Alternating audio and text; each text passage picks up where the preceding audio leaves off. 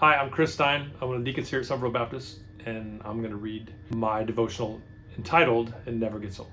John 3:16 is a very fundamental verse and probably the most well-known verse by non-believers, thanks to Tim Tebow. We'll review that verse, of course, but mostly today I actually want to focus on the verse that follows John 3:16, and particularly how that applies to Christ followers. So, as advertised, here's John 3:16. For God so loved the world that he gave his only Son, that whoever believes in him should not perish, but will have everlasting life. Now let's read John 3:17. For God did not send his Son into the world to condemn the world, but to save the world through him. So one more time, John 3:17. For God did not send his Son into the world to condemn the world, but to save the world through him. So how many of you have ever felt condemned by the church for something that you know is a sin, and the church said it's a sin, and you're like, oh man, I didn't want to hear that. Or what happens a lot as well is the church says something's a sin, and you may be like, I didn't know that was a sin, I'm not sure. And that becomes a friction point sometimes.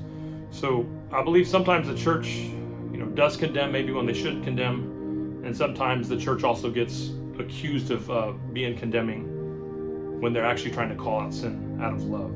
So between members of the church, it's important to call out each other's sin, right? Iron sharpens iron, because sin hurts our relationship with God.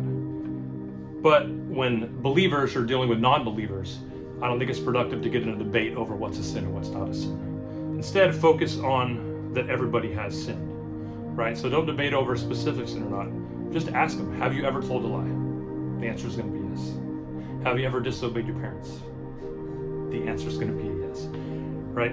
Romans 3:23 states, for all have sinned and fallen short of the glory of God. Once you get someone who may be trying to draw you into a debate over if the church is right or wrong and condemning or not, what's a sin, what's over certain things are a sin or not, just get them to admit that they have sinned personally. And now it's time to share with them the good news, right? Let's go to John 3:18. Whomever believes in him, that's Jesus, is not condemned. But whoever does not believe stands condemned already, because they have not believed in the name of God's one and only Son. So we can encourage others to not let the failings of the church, right, or the world's characterization of the church keep them from their own personal relationship with Jesus. Whatever you've done in your life years ago that you condemn yourself for, whatever you did last night or even this morning that makes you feel not good enough, you're right. You're not enough. Left to your own means, you're not enough to save yourself. But the good news, the great news, the best news is you don't have to be enough. Remember John 3:17 states, for God did not send his Son into the world to condemn the world, but to save it through him. So let's pray.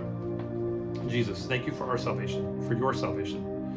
Thank you that even though we have fallen short of your glory and therefore cannot get into heaven on our own, you sent your Son to save us through his death and resurrection.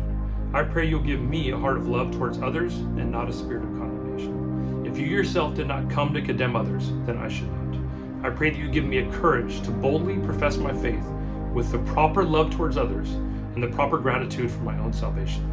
I pray that if others were turned away by the church for feeling condemned, that you will put them in my path to share why Jesus came, so I can share the good news with love.